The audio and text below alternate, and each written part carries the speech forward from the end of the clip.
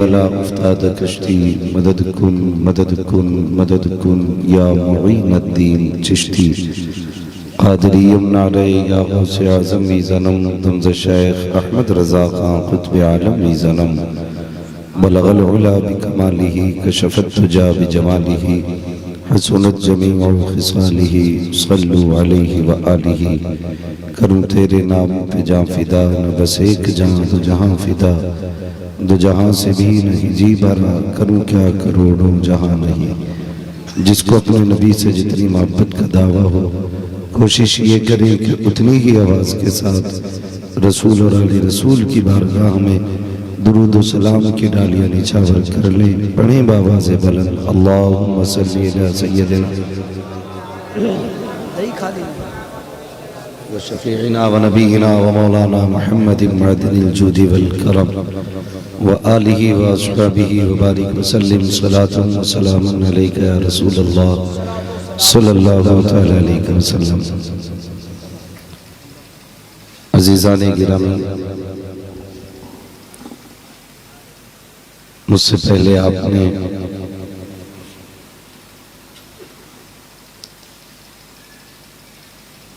शायर अहले सुन्नत मद्दाह खैरुल अनाम भाई असद इकबाल कलकत्तवी साहिब क़िबला से बड़े प्यारे अंदाज में नात व मनक़बत व तहनीयत के अशार मुलाहिज़ा फरमाए। जी बेशक हक है। अल्लाह रब्बुल इज़्ज़त भाई असद इकबाल साहिब क़िबला की उम्र में भी पनाह बरकतें अता फरमाए। मेरे बाद इंशाअल्लाह फिर से आपको सुनना है, लेकिन मुझे ये बताया गया कि ये जलसा 4-5 बजे तक चलता है और लोग बैठ के सुनते हैं। अब मुझे एक बात समझ में आ गई कि ये 4 बजे तक क्यों चलता है। बात पूरी कर लो, अगर वाह कहने की हो तो कहना, वरना फिर सोचना। मेरी बात इतनी समझ में आ गई है कि लोग एनर्जी को बचा के रखते हैं। असद इकबाल जैसा लहजा सामने हो फिर भी लोग घर पे दिमाग लगाए बैठे हों। 2% में ये हाल है, 2% में ये हाल है। तो फिर सोचना पड़ता है ना।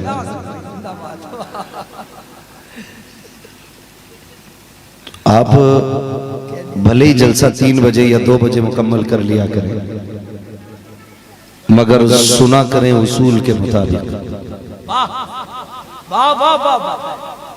ये जहन में बात रख लें, जरूरी नहीं है 5 बजे तक जलसा चले तब कामयाब है।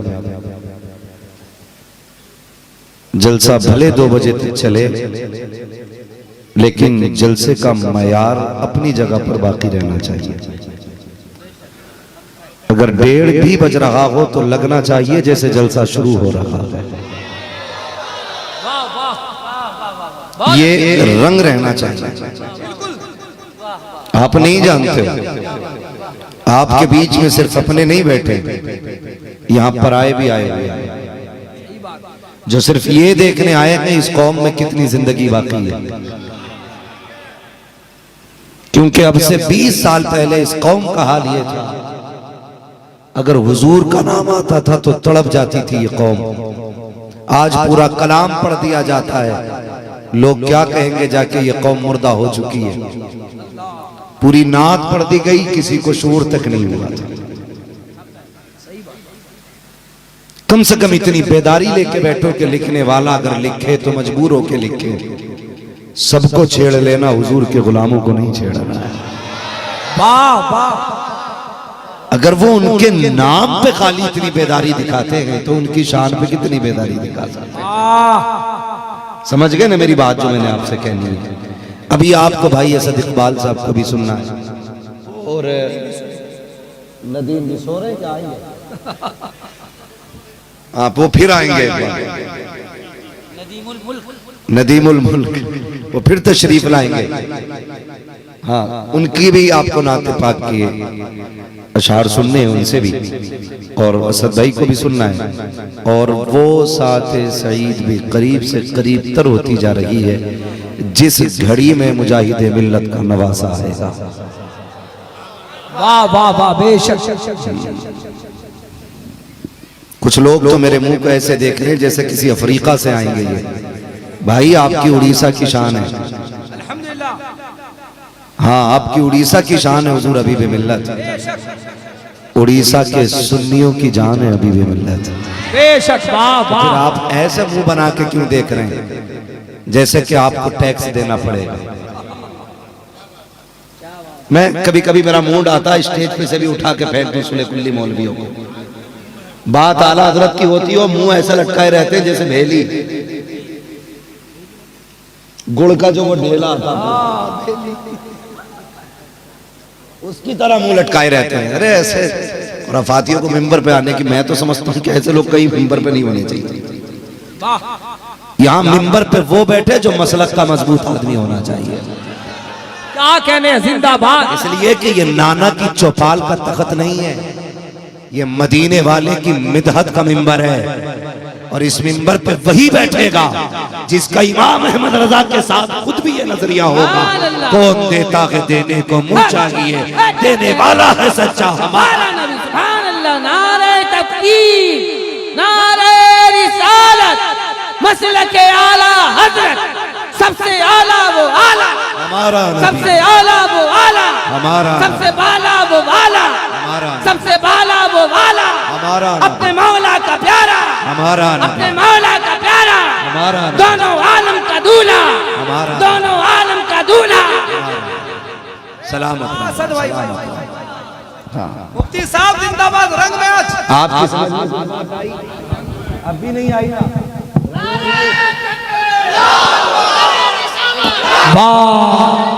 जिंदाबाद, जिंदाबाद। वाह वाह वाह। उस बंदे ने नारा लगाया जिसके 1 मिनट के लिए हिंदुस्तान परेशान रहता है, और वो लोग नारे का जवाब भी नहीं दे पाए जो अपने ही बच्चों के सामने ठलुए बैठे रहते। जरा पीछे वाले कह दें या रसूल अल्लाह। आगे वालों को नहीं बोला ना मैंने, मैं पीछे वालों को चेक करना चाहता हूं। बोले जरा पीछे वाले या रसूल अल्लाह। माशाल्लाह महफिल जरा ज्यादा लंबी, आवाज यहां तक नहीं आ पाती है। अब पता चला बोल सब रहे हैं। मैं भी नारा लगा के देखूं, पता लगना चाहिए कि हाँ मैं बरेलवियों में बैठा हूं। इश्क मोहब्बत, इश्क मोहब्बत, इश्क मोहब्बत, इश्क मोहब्बत, इश्क मोहब्बत, इश्क मोहब्बत, बस्ती बस्ती करिया करिया, बस्ती बस्ती करिया करिया, हमारी हिम्मत हमारी ताकत। सलामत रहो। अब आप घर जा सकते हो। नहीं घर जाएंगे, आपके साथ रह के 16-17 तारीख तक, टेंशन लेने का नहीं। अल्लाह सलामत रखे। मुझे बेपनाह खुशी इस बात की हुई कि ये पूरी बस्ती बदअकीदों से पाक होती जा रही है। ऑल इंडिया तबलीग सीरत कमेटी तंजीम, इसके रंग अब नजर आ रहे हैं, इसके रंग नजर आ रहे हैं, इसके रंग अब नजर आ रहे हैं। और इंशाअल्लाहुल अजीज सुबह क़यामत तक इसके रंग नुमाया होते रहेंगे। ये तबलीग सीरत तंजीम ये घर घर जाके इश्क़ रज़ा के चिराग जला रही है। जो हुजूर से दूर हो रहे थे उन्हें करीब करती जा रही है। मैंने रात भी एक बात कही थी, तबलीग सीरत का रंग खाली नारों में नहीं होना चाहिए, किरदार में भी होना चाहिए, किरदार में भी होना चाहिए। और तबलीग सीरत के हर फर्द का ये नारा हर वक्त जबान पे रहना चाहिए, तुझसे और जन्नत से क्या मतलब, वहां भी दूर हो हम रसूलुल्लाह के जन्नत। वो लोग कतई नहीं बोल रहे जो पहले से दावत मार रहे इधर उधर। खाना तो शुद्ध है ना सबका, शाकाहारी है, मांसाहारी? हाँ, खाते तो हलाल ही है ना सारे। वहाबियों के दावत तो नहीं चल रही है? कभी कभी तो खाला के यहाँ चले ही जाते होंगे। क्या करें, हमारे नाना ने कर दी थी शादी, अब हमें तो जाना ही पड़ेगा। ये रहता ना कहीं ना कहीं, ये लगा रहता। जितना लगना था लग गया, अब नहीं लगना चाहिए भाई। जो लगना था लग गया, लेकिन अब नहीं लगना चाहिए। कभी पैसा देख करके बेटी मत फेंकना, दौलत देख के किसी बदमज़हब को अपने घर का दामाद ना बनाना, इसलिए कि पैसे वाले बदअकीदे मेहमान से गरीब सुन्नी से यूं अकीदा बेहतर होता है। अक्सर एक बात कही जाती है जी, इसलिए बेटी दे दी कि पैसे वाले थे, इसलिए कर दिया रिश्ता कि लड़की ठीक रहेगी, इसलिए दामाद बना लिया कि बेटी खुश रहेगी। याद रखना, बहुत गौर से मेरी बात सुनना, ये दौलत कितने दिन काम आनी है? 60 साल, 70 साल, 80 साल, 90 साल, 100 साल, कितने 200 साल? फिर कब्र में कोई लेके जाएगा? नहीं। बोले नो। लेके जाएगा कोई? नो। खाली हाथ आए थे और खाली हाथ जाना है। तो जब कब्र में दौलत नहीं जानी है, तो ये बदअकीदा करोड़पति दामाद का क्या चार डालोगे? ये दुनिया की 60 साल जिंदगी भूख के साथ कट सकती है, प्यास के साथ कट सकती है, जरूरतों के साथ कट सकती है, लेकिन आखिरत की जिंदगी कटना मुश्किल हो जाएगी। आखिरी जिंदगी जो होगी, जो मरने के बाद यानी आखिरत की जो जिंदगी दी जानी है, वो बड़ी मुश्किल है, वो दायमी है। आला हजरत ने कहा था, आज ले उनकी पनाह, आज मदद मांग उनसे, कल न मानेंगे कयामत में अगर मान गया। मेरे भाइयों बेटियों का नसीब बर्बाद न करें। दौलत वाला देख के उन्हें जहन्नम में न धकेलें। दामाद अगर देखना है गाड़ी वाला न देख, मुस्तफा जाने रहमत पे लाखों सलाम पढ़ने वाला देखा करो।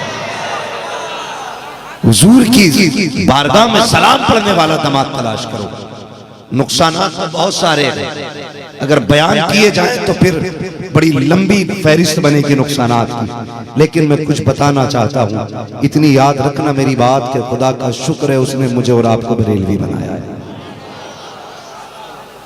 हमें और आपको इमाम अहमद रजा जैसा इश्क का ताजदार दिया है, और ये आला हजरत ही की बदौलत है जो हिंदुस्तान में जलसे हो रहे हैं। क्या बात है।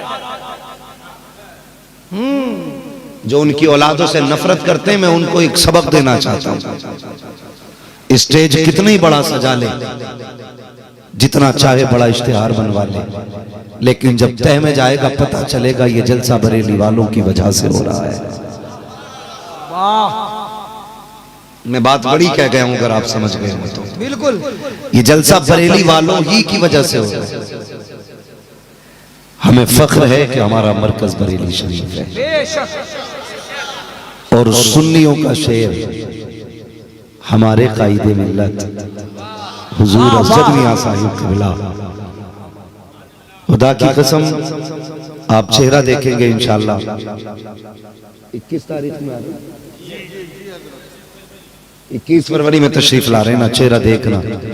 असजद मियां के चेहरे में अजहरी मियां के जलवे नजर आएंगे। वाह वाह वाह वाह, देखना गौर से, ये आज कह के जा रहा हूं। असजद मियां के चेहरे में अजहरी मियां का जलवा नजर आएगा। वो कहा था किसी ने, बाप का इल्म न बेटे को अगर अजबर हो, फिर पिसर मालिक मीरासे पितर क्यों कर हो। बाप की मीरास का वही बेटा मालिक होता है जिसे बाप के राजों की खबर होती है। ये याद रखिएगा मेरी बात। हुजूर कायदे मिल्लत आने वाले हैं, वहां जाइएगा। और हमारे बरेली की एक करामत है, जो आज भी बरेली से जुड़ जाता है ना, वो मोहताज होके तो मर सकता है, लेकिन बदअकीदा होके नहीं मर सकता है।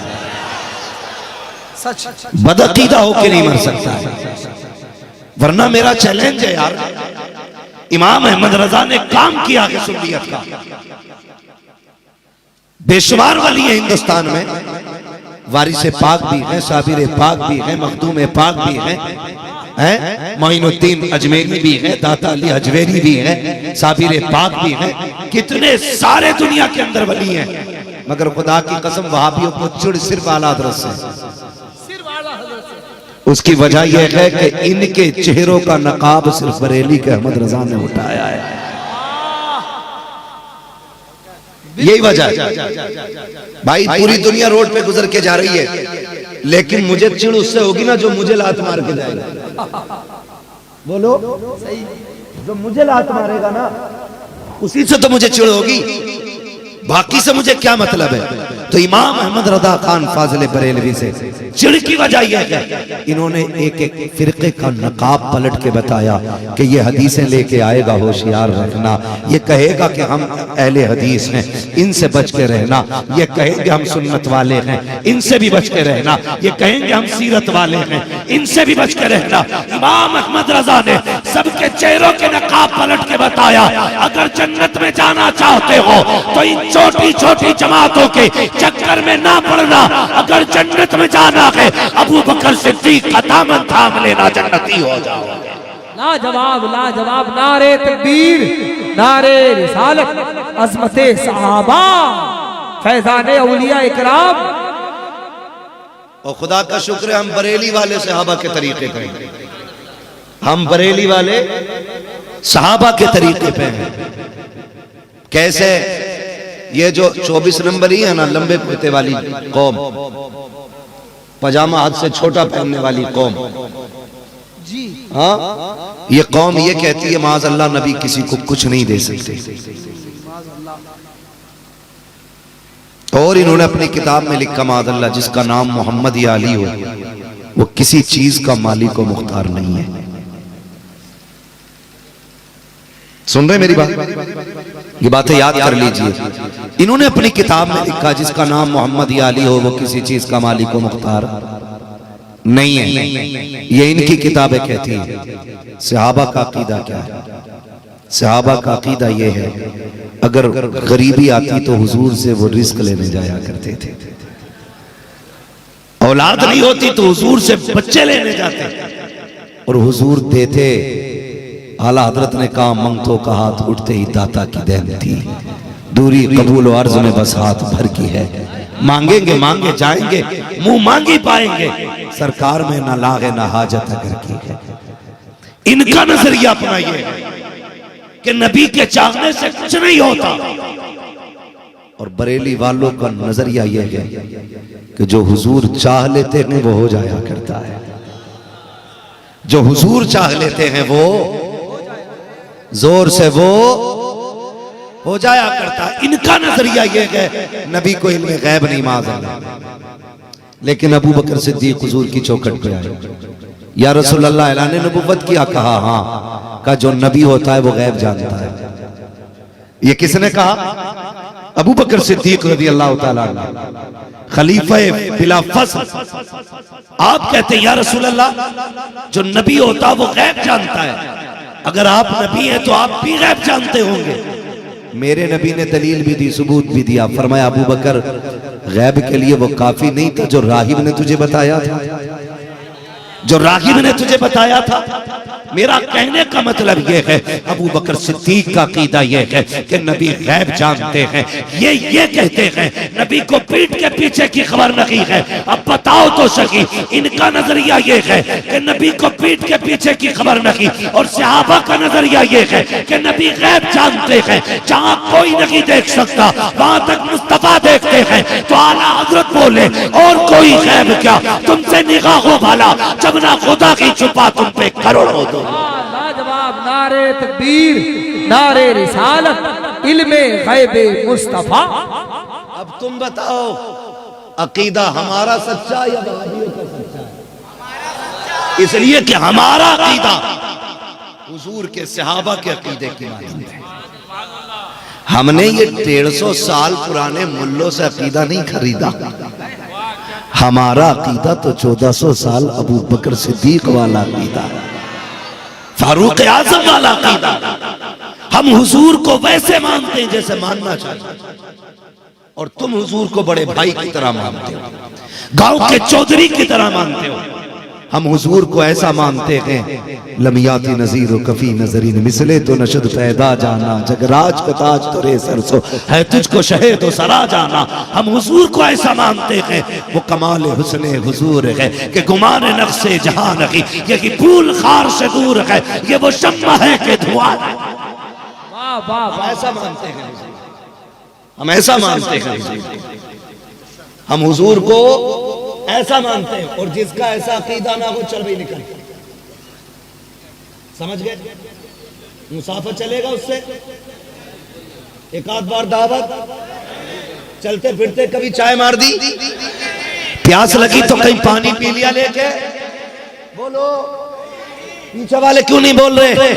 रिश्तेदारी करके तो नहीं बैठे, इनके यहां दावत खाओगे, चाय पियोगे, अपने घर बुलाओगे, मेहमान बन के आए तो क्या करोगे? चारपाई खड़ी कर देना, चारपाई समझते ना, खाट खड़ी कर देना, कहना यहां हुजूर के गुस्ताखों की बैठने की कोई जगह नहीं है। समझ गए इतनी मेरी बात? तो इन वहाबियों से दूर रहना है इंशाअल्लाह। ये तबलीग सीरत का पैगाम है। और हमारा नबी इतनी शान वाला, हैरत होती है, ईसाई अपने नबी की शान बढ़ाने पे लगा है, यहूदी अपने चक्कर में है, जिसे कोई नहीं मिला है वो दज्जाल का ही इंतजार कर रहा है आने का, उसे दज्जाल के आने का इंतजार है। सोचो तो सही, अगर मुक्तदियों के चाहने वाले ऐसे हैं तो फिर इमाम के चाहने वाले कैसे होने चाहिए? हम तो नबियों के इमाम का कलमा पढ़ते हैं और ये कह रहे हैं नबी बड़े भाई की तरह, माज़अल्लाह नबी गांव के जमींदार की तरह है, माज़अल्लाह। ये नजरिए पेश किए जा रहे हैं, गैरत आनी चाहिए, लेकिन इन्हें पता नहीं है तू घटाए से किसी के न घटा है न घटेगा, जब बढ़ाए तुझे अल्लाह ताला तेरे। आज घटाने की बात कर रहे हैं, जबकि फरमाया गया वलल आखिरतु खैरुल लक मिनल ऊला, महबूब तेरी हर आने वाली घड़ी पिछली घड़ी से बेहतर रहेगी, तेरा हर आने वाला वक्त पिछले वक्त से आला होता चला जाएगा। महबूब जितनी रिफातें पहले थी कम नहीं होनी है, इज्जतें बढ़ती जाएंगी, तज़किरे बढ़ते चले जाएंगे। ये तो रब ने वादा लिया है, तो ये घटाने पे लगा पड़ा। ये क्या घटाएंगे जब इनके बाप अबू जहल, उतबा, शैबा, इन लोगों से हुजूर की शान ना घटी। ये घटाएंगे हुजूर की शान? गैरत आनी चाहिए। पढ़ो अपने बाप को।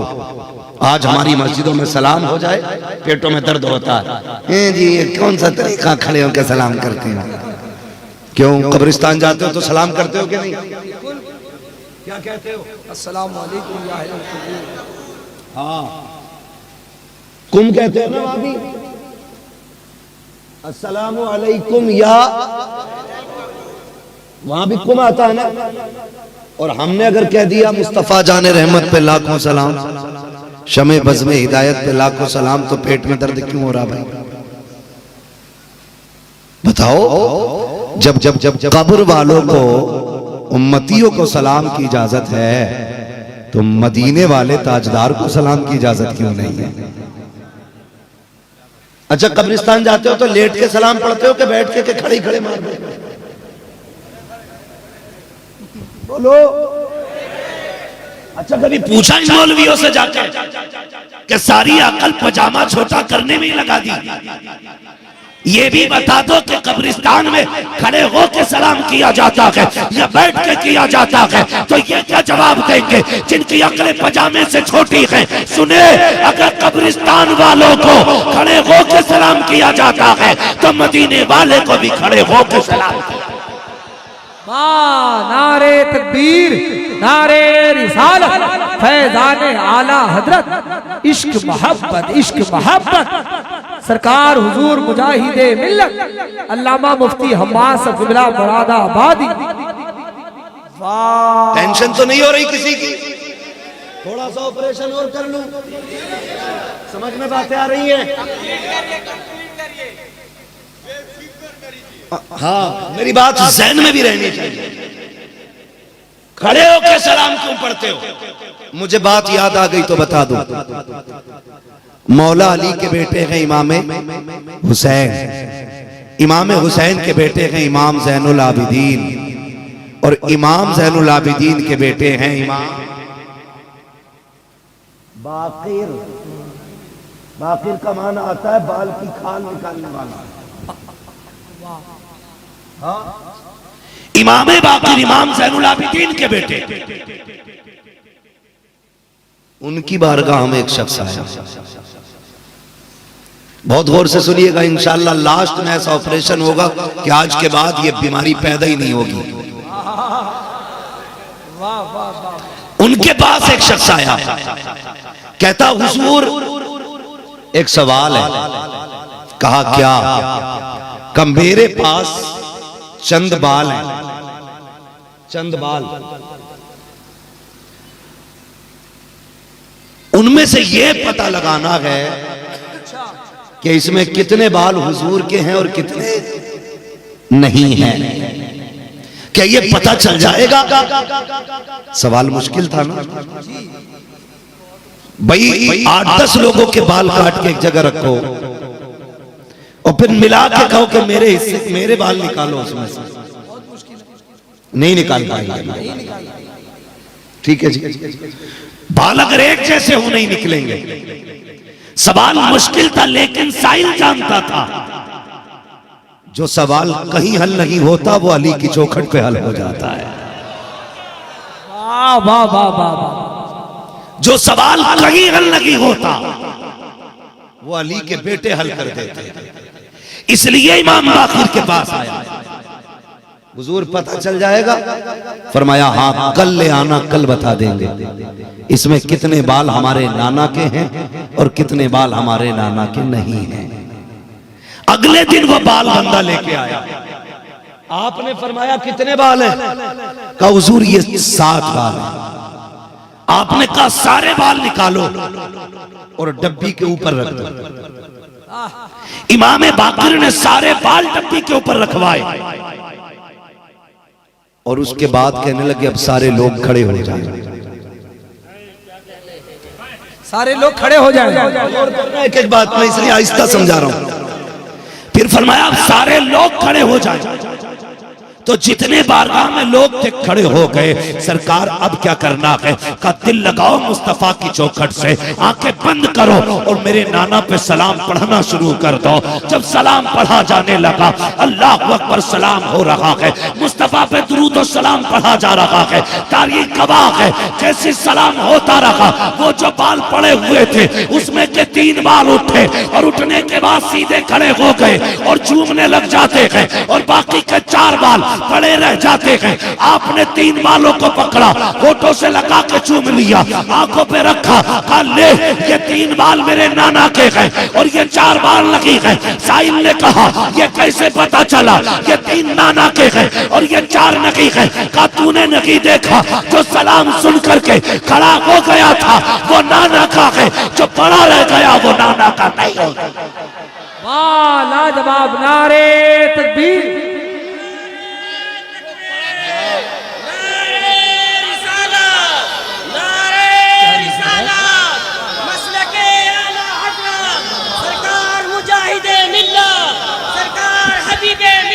जिंदाबाद। खूबसूरत खिताबत, शहनशाह खिताबत, शेरे रज़ा, शेरे मुजाहिदे मिल्लत।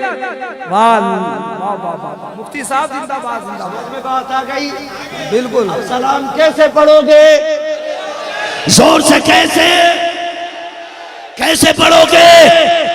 यही पैगाम मेरे मुजाहिदे मिल्लत ने एक एक घर में पहुंचाया था, एक एक बस्ती में पहुंचाया था, एक एक आशिक के सीने पर पहुंचाया था। खुदा की कसम ये पैगाम मुजाहिदे मिल्लत के घर का नहीं बल्कि इमाम अहमद रजा के नगर का था। यही वजह है कि जगह जहां मुजाहिद का तज़किरा होता है वहां वहां इमाम अहमद रजा का तज़किरा। वाह वाह, अरे लाजवाब, जिंदाबाद जिंदाबाद। वाह वाह हज़रत वाला, वाह अरे क्या बात है।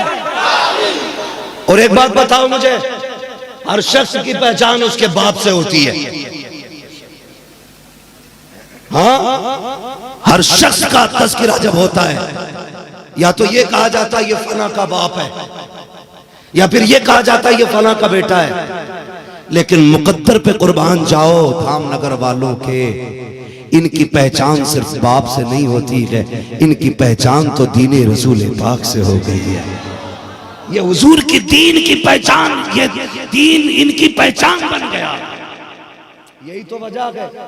जाते हबीबे मिल्लत ने नारे मसलक आला हजरत के लगते थे, बैठे हबीबे मिल्लत होते थे और नाक में दम सुले कुल्ली के हो रहा होता है। ये कौन सी अगरबत्ती है साहिब जो यहां सुलग रही है, दर्द वहां तक हो रहा है। ये सिर्फ किसी के बाप के बेटे में दम नहीं हो सकता, सिर्फ किसी नसब में यह असर नहीं हो सकता। जरूर कोई घुट्टी पिलाई गई है तो कहना पड़ेगा इस जात को इश्क़ रसूल की घुट्टी पिलाई गई है। और याद रखिएगा, मैं मशवरा दे के जा रहा हूं, मैं कलंदरों के बारे में कम बोलता हूं। अच्छा, हाँ, पता नहीं कलंदरों को कौन सी बात नागवार गुजर जाए, लेकिन कह जाऊं फिर भी, ये जो हबीबे मिल्लत है ना, ये वो कलंदर है, इसकी खामोशी से धोखा ना खा जाना। अगर ये जवाब नहीं देता किसी का तो गलत फहमी में मत रहना, ये मत सोचना ये कमजोर है। मैंने ये बात वहां भी कही थी और आज भी कह रहा हूं, ये अलग बात है, खामोश खड़े रहते हैं, फिर भी जो लोग बड़े हैं वो बड़े रहते हैं। ऐसे असलाफ से मिलता है हमारा शजरा जिनके कदमों में कई ताज पड़े रहते हैं। जब तक जिंदा रहना मुजाहिद मिल्लत का दामन थामे रहना। हाँ, और मसलक के आला हज़रत के सच्चे तर्जुमान को उड़ीसा में आज के दौर में हुजूर हबीबे मिल्लत कहा जाता है। जहां जिसकी बारगाह में कोई समझौता नहीं, उसी जात को कहा जाता है क्या? जोर से हबीबे हबीबे मिल्लत। अब अगली बात मैं करूं, यहां तक तो बात समझ में आ गई ना? सलाम कैसे पढ़ना है? खड़े होकर पढ़ना है। अगली बात सुने, मैंने ये शेर पढ़ा था, तू घटाए से किसी के न घटाए न घटेगा, जब बढ़ाए तुझे अल्लाह ताला तेरा। हुजूर की ताजीम के लिए खड़ा होना ये खुदा को पसंद है, ये खुदा को पसंद है। हुजूर की ताजीम के लिए खड़ा हो जाना ये खुदा को पसंद है। इब्तिदाई इस्लाम है, रास्ते रोके गए दीन के, कोशिशें की गई, इस्लाम बढ़ रहा है, कैसे इसको रोका जाए। लेकिन इस्लाम की फितरत में कुदरत ने लचक दी है, जितना के दबाओगे उतना ही हरा होगा। हाँ, जितना के दबाओगे उतना ही ये उभरेगा। तो कोशिश की गई दीन को रोकने की काफी, लेकिन देखे तो सही, जब 4 थे तब दीन नहीं रुका, 40 हो गए, 40 से 400 हो गए, आज करोड़ों में आ गए। किसी एक दो के मर जाने से दीन नहीं मर जाएगा, खुदा की कसम ये दीन कयामत तक बाकी रहेगा, ये दीन कयामत तक बाकी रहेगा। किसी एक दो के मर जाने से दीन पे फर्क नहीं पड़ेगा, इसलिए कि ये दीन खुदा का है और इसको वही संभालने वाला है। मैं आपसे भी ये कहता हूं, अगर आप दीन छोड़ देते तो इसमें दीन का नुकसान नहीं, आपका नुकसान है। इसलिए कि दीन आपका मोहताज नहीं, आप दीन के मोहताज। इसलिए नौजवानों, अपनी जिंदगी दीन के सांचे में ढालो। दीन नहीं रुका, लोगों ने तरह तरह की बातें की, बहुत कोशिशें की, फिर आखिरी कोशिश ये हुई चलो इलाज करा लिया जाए। लेकिन जो कायनात का इलाज करने आया था उसके लिए किस तबीब को लाया जाता? वो इतना बड़ा तबीब बन के आया, बरेली के इमाम ने कहा, जिनके तलवों का धो बन गया बेहयात है वो जाने मसीहा हमारा नबी। जोर से है वो जाने मसीहा हमारा नबी। उसने कहा प्लानिंग करो, रोको, पूरी कोशिश करी। उसने खत लिखा अपने एक दोस्त के नाम, पढ़ा लिखा दोस्त था उसका भी, अंधभक्त नहीं था। अबू जहल का दोस्त भी पढ़ा लिखा था। अंधभक्त नहीं था, समझ रहे ना मेरी बात। अंधभक्तों को कुछ नहीं आता सिवाय गाली। मेरा भतीजा है, वो बड़ी उल्टी सीधी बातें कर रहा है, उसको आके देख ले। दोस्ती का मामला था। हबीब यमनी ने खत पढ़ा, बैठे सवारी पे चल दिए। सफर करते करते करते करते मक्का शरीफ के करीब आ गए। अबू जहल को पता चला हबीब यमनी आने वाले हैं, वो शहर से बाहर निकल आया। क्यों? वोट काटने के लिए, वोट काटने के लिए। जैसी हबीब यमनी की सवारी आई, उसने कहा यार उतर। कहा क्यों? कहिए मैं थोड़ी सी रुई लेके आया हूं। रुई समझते हैं? कपास, कपास, रुई लेके आया। उसने कहा ये कान में लगा ले। कहा क्यों? कहा कि तेरे कानों में मोहम्मद की आवाज ना आ जाए। जैसे उसने इतनी बात कही, हबीब यमनी ने सवारी की रस्सी छोड़ी। का बुलाया किस लिए है? का इलाज के लिए। का फिर रुई किस लिए डाल रहा है कान में? का यार जो उसकी आवाज सुन लेता है उसी के गीत गाने लग जाता है। कहने लगा नहीं, उसकी आवाज नहीं सुननी है। अच्छा। बोले फिर इलाज कैसे होगा? कैसे इलाज करोगे? आंखों में देखेंगे, आंखें देख के पता चल जाएगा, चेहरे का जुगराफिया बता देगा इसे बीमारी है कौन सी। उसने कहा चेहरा ना देखना। कहा क्यों? का जो एक बार देख लेता है उसी के गीत गाने लग जाता है। का क्या बात करते हो? का तुम नहीं जानते हो, एक बार बिलाल की नजर पड़ गई थी, सारे मक्के वाले मार मार के थक गए, लेकिन उसका यही जवाब है मैं अपनी जान दे सकता हूँ, नबी का दिया हुआ ईमान नहीं दे सकता। वाह वाह, नारे तकबीर, नारे रिसालत, वाह। रसूल के गुलाम है, रसूल में मौत भी कबूल है। कहने लगा चेहरा नहीं देखना है। कहा नहीं। कहा फिर एक रास्ता बचा है। कहा क्या? नब्ज देख लेंगे,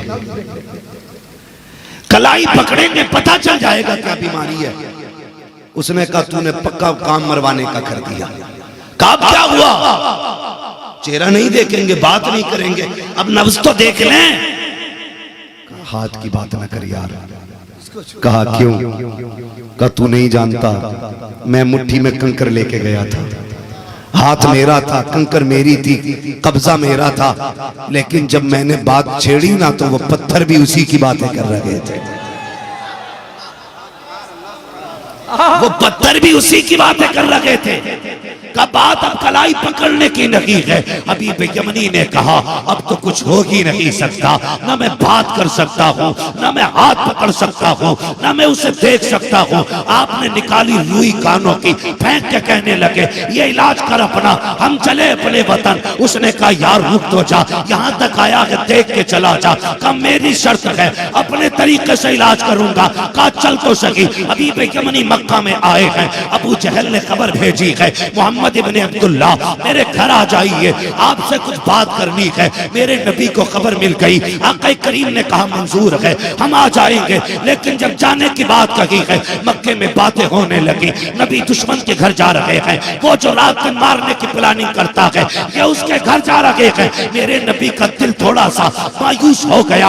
आका करीम सरवरे कौनैन पर थोड़ी उदासी छा गई। रब ने जिब्रील को भेजा, कहा जाकर पूछ तो सकी मेरा महबूब उदास किस लिए है। कहा मेरे मालिक तेरी मर्जी से जा रहा हूँ, मक्के में ऐसी ऐसी बात हो रही है। रब ने फरमाया जिब्रील कह दे परेशान ना हो, खर्चा उसका है, चर्चा तेरा हो रहा। नारे तकबीर, नारे रिसालत, शाने मुस्तफा, जाने मुस्तफा। खर्चा उसका है, चर्चा तो तेरा ही हो रहा है। जाओ महबूब। हुजूर अपने साथ चंद अपने साथियों को लेके चले। अब देखें पूरी काबीना बैठी है, जब भी बैठती है ऐसी काबीना ही बैठती है। पूरी काबीना बैठी, टीम बैठी हुई है, बातें हो रही हैं। अबू लहब ने कहा कि वो इतना आगे ना बढ़ते, तुमने आगे बढ़ाया। अबू जहल ने कहा हमने कैसे आगे बढ़ाया? कहा ये जो हमारे साथ के लोग हैं ना, ये बहुत ज्यादा इज्जत देते हुए, ये अपने बातें कर रहे हैं अपनी मीटिंग में बैठ कर, कह रहे कि उनको ज्यादा इज्जत दी जाती है इसलिए ज्यादा आगे बढ़ रहे हैं। अबू जहल ने कहा आज वो आए ना तो कोई उठेगा नहीं, आज उनके लिए कोई नहीं उठेगा। बात फिर उठने पे आ गई है, समझ रहे नौजवानों? इनके बाप ने कहा वो आए तो उठेगा कोई नहीं, ताकि उन्हें पता चल जाए उनकी इज्जत कितनी है हमारे सामने। इधर ये बातें हो रही थी, रब ने फरमाया जिब्रील जी रब्बे जलील का गिनती करिए, जितने बैठेंगे ना इतनी फरिश्ते साथ लेके चला जाए। इनकी प्लानिंग ये है कि महबूब आए तो कोई नहीं उठेगा। हम जमाने को दिखाएंगे जब महबूब आएगा तो अच्छे अच्छों को खड़ा करेंगे।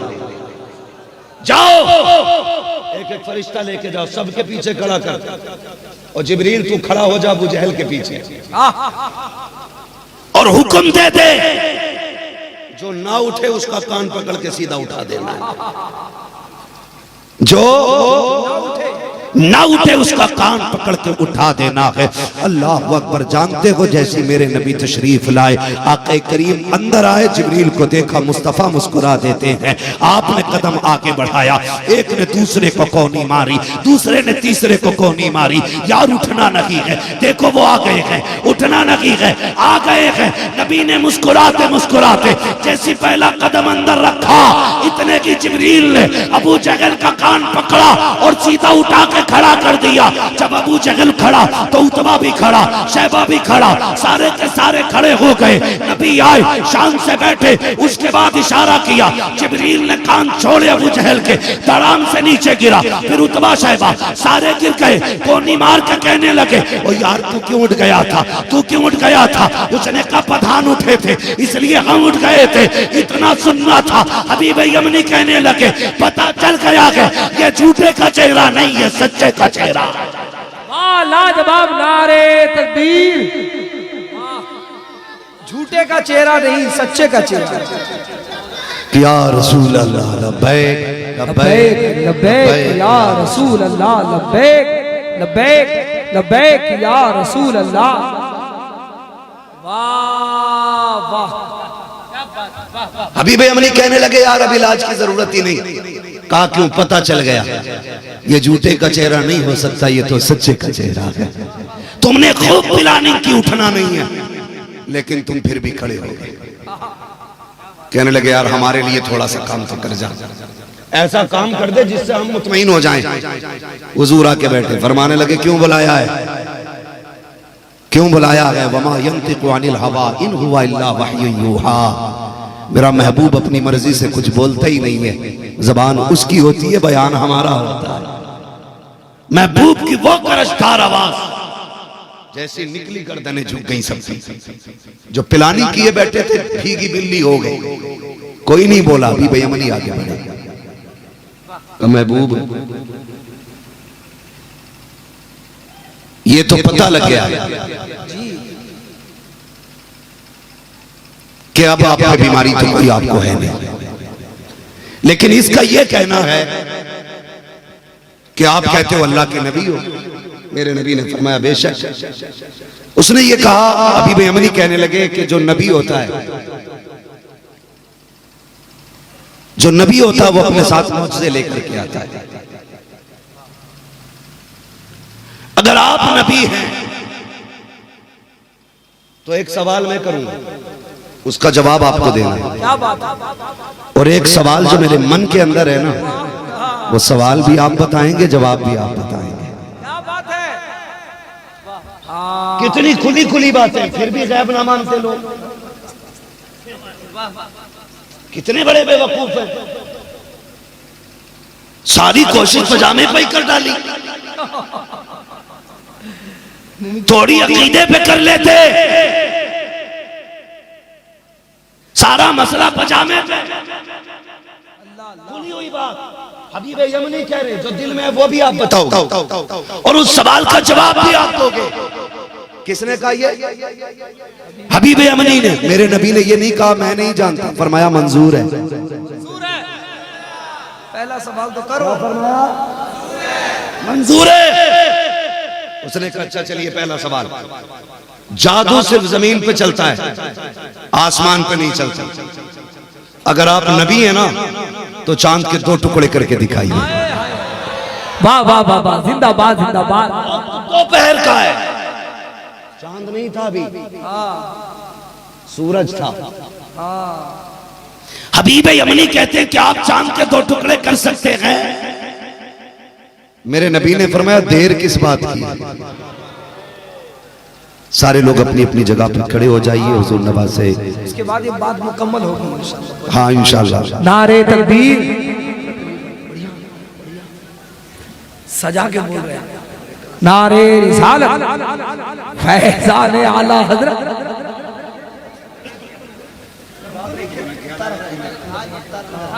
नारे तकबीर, नारे रिसालत, फैजान आला हजरत, हबीबी दूल्हा, हबीबी दूल्हा, आमदे हबीबे मिल्लत, फैजाने ताजू शरिया, फैजाने सरकार मुजाहिदे मिल्लत। हमारी हिम्मत हमारी ताकत, हमारी हिम्मत हमारी ताकत। सरजमीने कायमा बस्ती गौसिया नगर, गौसिया नगर, गौसिया कमेटी, गौसिया कमेटी कायमा बस्ती। नारे हैदरी।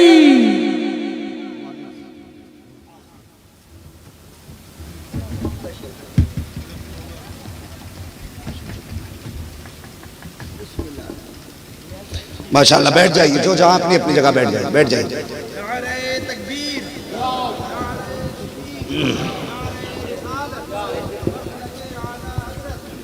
हाँ कोई मसला नहीं, वो बाद में पढ़ लेंगे तब तक वो आ जाएगा, है ना।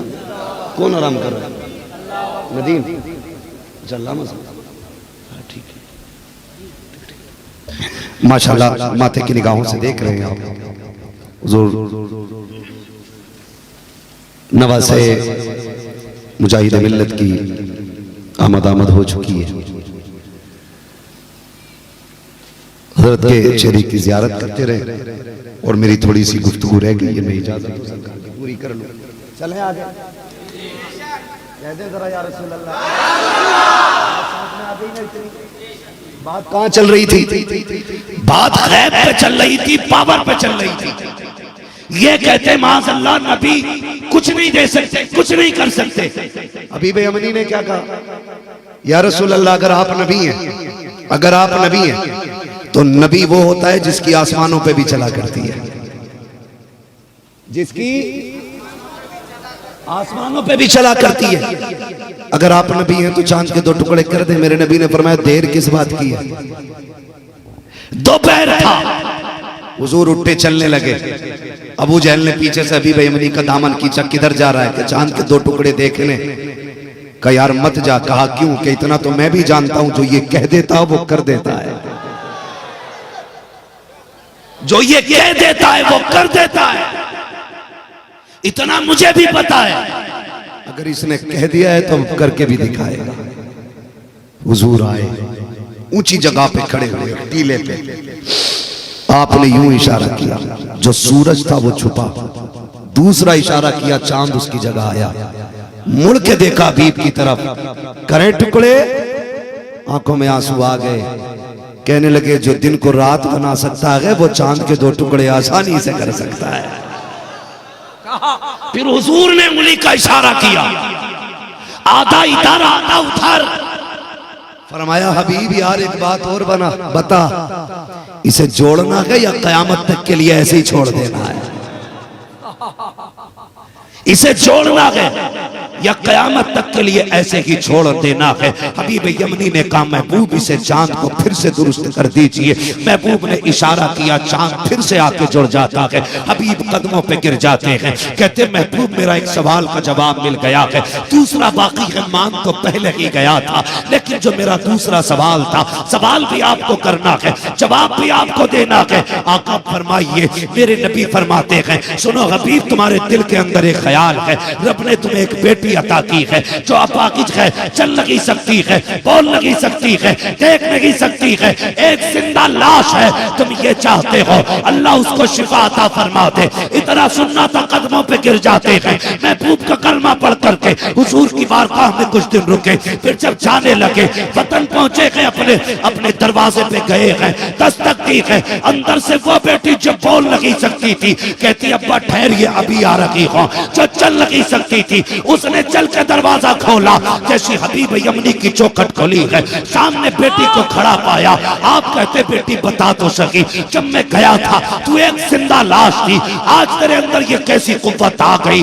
उसने कहा अब्बा बड़ी बात है, एक रात की बात है। कहा क्या हुआ बेटा बता तो सकी? कहा एक रात को मैं सोई थी, ख्वाब में एक हसीन और महजबीन आया था, इतना प्यारा चेहरा था कि नजर हटती नहीं थी। उसने आने के बाद मेरे सर पे हाथ रखा, जैसे उसने छुआ है अल्लाह ने मुझे शिफा अता फरमा दी है। कहा अब्बा जी एक बात कहूं? कहा हाँ। कहा उसने ये भी कहा था ए बेटी मैंने तेरे बाप को मक्के में कलमा पढ़ाया है, तुझे कलमा पढ़ाने के लिए मैं यहाँ तक आया हूँ। उसके बाप ने इतना सुना, बच्ची के बाप हबीब यमनी कहते हैं बेटी मैं तुझसे ज्यादा नसीबों वाला हूँ। कहा किस लिए? कहा तू जिसकी बात कर रही है मैं उसको देख के भी आया हूँ, उससे मुसाफा करके भी आया हूँ, उसका कलमा पढ़ के भी आया हूँ। बेटी ने कहा था अब्बा नसीब वाले तुम नहीं हो, तुमसे ज्यादा नसीब वाली मैं हूँ। कहा बेटी किस लिए? तूने देखा भी नहीं है, तू मुलाकात भी नहीं की है, बता तो सही तेरा नसीब कैसे बड़ा है? तो बच्ची ने कहा था अब्बा सोचो तो सही, तुम कलमा पढ़ने के लिए मक्का गए थे, वो कलमा पढ़ाने के लिए मेरे घर आया। लाजवाब।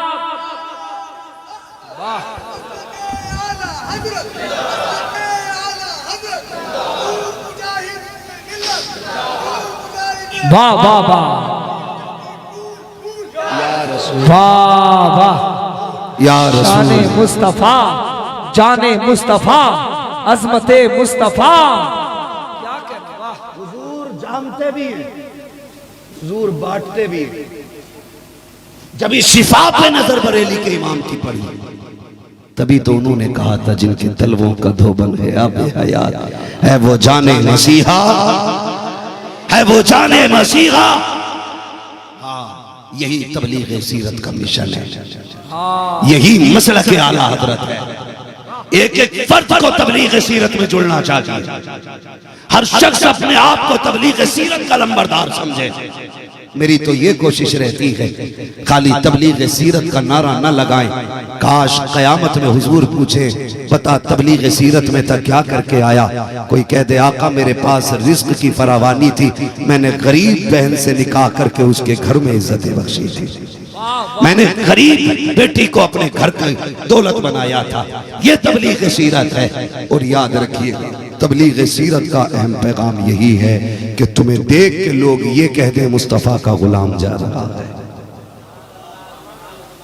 गरीब को बेटी दे देना, बदमजहब को बेटी बेटी बेटी नहीं देना है। और किसी कमबख्त को घर का दामाद नहीं बनाना। फिर मैं बोल जाता हूं तो लोग कहते हैं बड़ा कड़वा बोल के जाता है, बात ही ऐसी है भाई। फिर उस पर टिप्पणी करते रहो, कोई फर्क नहीं पड़ता। हमें तो ताज शरिया ने बताया है मसलक के आला हजरत पे कायम रहो। जिंदगी दी गई है इसी के लिए, जिंदगी दी गई है इसी के लिए। और जब मसलक के आला हजरत पे पाबंदी से कमल पैरा रहोगे तो फिर मेरे मुर्शिद की खुशखबरी भी याद रखना, अख्तरे कादरी खुल्द में चल दिया, खुल्द वाहे हर कादरी के लिए। तो अपनी नस्लों को ये शऊर बख्शें, उन्हें समझाएं जब तक जिंदा रहना है बरेली वालों का वफादार बन के रहना है। और तुम्हारे उड़ीसा के अंदर बरेली शरीफ का सबसे मजबूत सुतून हुजूर मुजाहिद मिलत है। क्या बात। सबके अपने अपने इलाके बटे, सही बात। सबके अपने अपने इलाके बटे हुए। उड़ीसा की जिम्मेदारी मुजाहिद मिलत की है। और याद रखिए कोई भी जिम्मेदार जिम्मेदारी किसी कमजोर को नहीं देता है, मजबूत आदमी को देता है, मजबूत आदमी को देता है। आला हजरत ने अगर इस जगह की जिम्मेदारी मुजाहिद मिल्लत को दी है ना तो याद रखना खुदा की कसम, वो जितना जमीन के ऊपर काम आता था उससे ज्यादा मजार के अंदर जाके काम आए। आज हुजूर मुजाहिदे मिल्लत की अमानतों का अमीन, उनकी मसरत का मसनद नशीन, सूफी मिल्लत, पीरे तरीकत, पीरे कामिल, मुर्शिदे कामिल, हुजूर सरकार हबीब मिल्लत, ये अमानत है हमारे पास हुजूर मुजाहिदे मिल्लत की। हम इस अमानत की पूरी जिंदगी खिदमत करेंगे, फिक्र करेंगे और इंशाअल्लाह उल अजीज अपनी नस्लों को उड़ीसा से जोड़े रखेंगे, वो धामनगर शरीफ से इंशाअल्लाह। बोलो इंशाअल्लाह करेंगे ना। बस मैंने आयत करीमा पढ़ी थी, या अय्युहल्लज़ीना आमनू तक़ुल्लाह व कूनू मअस सादिक़ीन, ऐ ईमान वालों अल्लाह से डरो और सच्चों के साथ हो जाओ।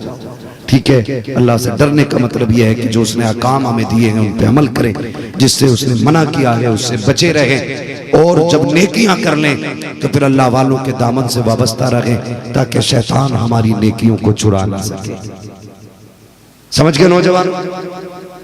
वलियों से मोहब्बत करते रहे, इनसे जुड़े रहे, अपनी नस्लें अपने बच्चे इन बुजुर्गों के कदमों पे ला के डाल दो, इंशाअल्लाह वल अजीज अलग से कलम पढ़वाने की जरूरत नहीं पड़ेगी, बंदा हबीबी हो जाएगा, करम मुजाहिदे मिल्लत का आना शुरू हो जाएगा।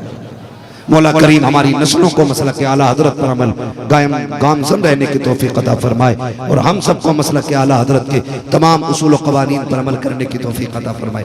नहीं शजरा कभी फिर सुन लीजिएगा बाबू, वक्त बहुत ज्यादा हो चुका है। सारे लोग बस कलमा शरीफ पढ़ लीजिए, ला इलाहा, और जोर से ला इलाहा इल्लल्लाहु मुहम्मदुर रसूलुल्लाह, अस्तगफिरुल्लाह रब्बी मिन कुल्लि ज़ंबिन व अतूबु इलैहि, व मा अलैना इल्लल बलाग। अस्सलामु अलैकुम व रहमतुल्लाहि व बरकातुहू।